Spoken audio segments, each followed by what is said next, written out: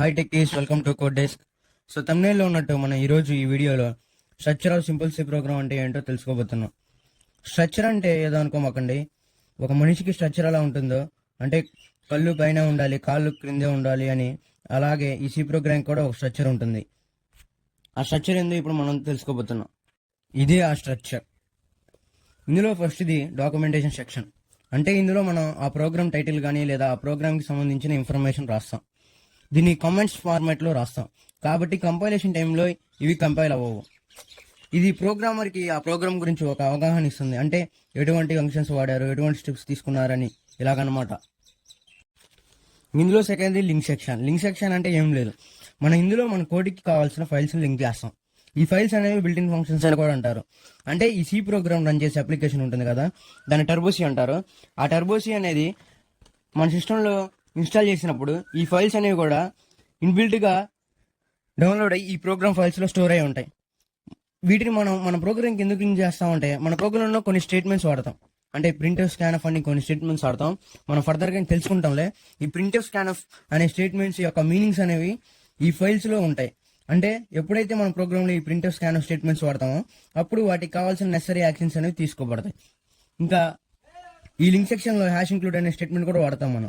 అంటే బిల్ట్-ఇన్ ఫంక్షన్స్లో ఉన్న ఈ స్టేట్మెంట్స్ యొక్క మీనింగ్ అనేవి మనం రాసే కోడ్లో ఇంక్లూడ్ అవుతాయి. అప్పుడు మన ప్రోగ్రాంలో ఎప్పుడైతే ఈ ప్రింట్ఎఫ్, స్కాన్ఎఫ్ స్టేట్మెంట్స్ వాడతామో అప్పుడు వాటికి కావాల్సిన నెసరీ యాక్షన్స్ అనేవి జరుగుతాయి. మనం ఎక్కువ మన ప్రోగ్రామ్స్లో ప్రింట్ఎఫ్, స్కాన్ఎఫ్ అని వాడతాం. ఈ ప్రింట్ఎఫ్ అంటే ప్రింట్ చేయమని అర్థం, దీన్ని అవుట్పుట్ కోసం వాడతాం. ఇంక ఈ స్కాన్ఎఫ్ అంటే యూజర్ దగ్గర వాల్యూ తీసుకోమని, దీన్ని ఇన్పుట్ కోసం వాడతాం. వీటిని ఈ లింక్ సెక్షన్ని మనం ప్రీ ప్రాసెసర్ డైరెక్టివ్స్ అని కూడా అంటాం. ఇందులో థర్డ్ గ్లోబల్ డిక్లరేషన్ సెక్షన్. అంటే ఇక్కడ మనం కొన్ని వేరియబుల్స్ డిక్లేర్ చేస్తాం. అంటే డిక్లేర్ చేయడం అంటే ఏం లేదు, మనం తీసుకునే వేరియబుల్ అనేది ఎటువంటి టైప్ ఆఫ్ వాల్యూని కంటైన్ చేసింది అని అర్థం. అంటే ఒకవేళ అది నెంబర్ వాల్యూ కంటైన్ చేసిందా, లేదా ఇంకొక క్యారెక్టర్ కంటైన్ చేసిందా అని అలాగనమాట. లేదా ఒక డెసిమల్ పాయింట్ నెంబర్ని కంటైన్ చేసిందా, ఇలాగనమాట. ఇక్కడ డిక్లేర్ చేసిన వేరియబుల్స్ అనేవి ప్రోగ్రామ్ మొత్తం వాడతాం. ఇవి ఎక్కువగా అవసరమైనప్పుడు మాత్రమే వాడతాం. ఇందులో ఫోర్త్ వచ్చేసరికి మెయిన్ ఫంక్షన్. ఇది ప్రతి ప్రోగ్రాంలో ఖచ్చితంగా రాయాలి, ఇది మ్యాండేటరీ.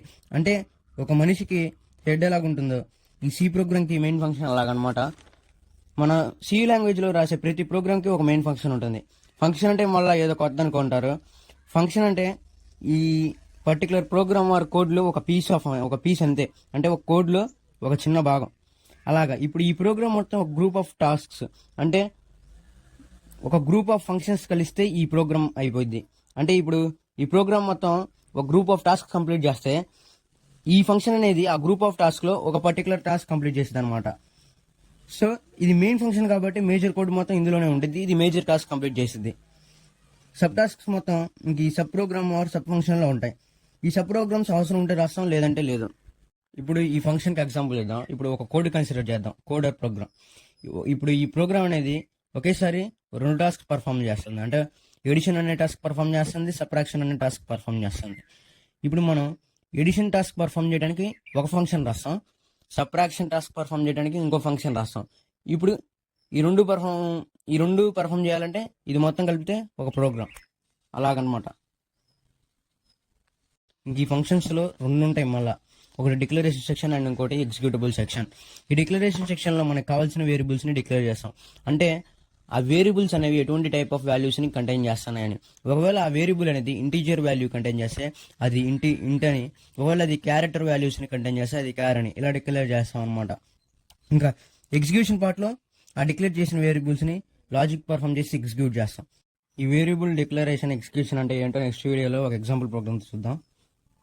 సో ఈ ఇన్ఫర్మేషన్ మీకు నచ్చినట్లయితే లైక్ చేయండి, షేర్ చేయండి, సబ్స్క్రైబ్ చేయండి.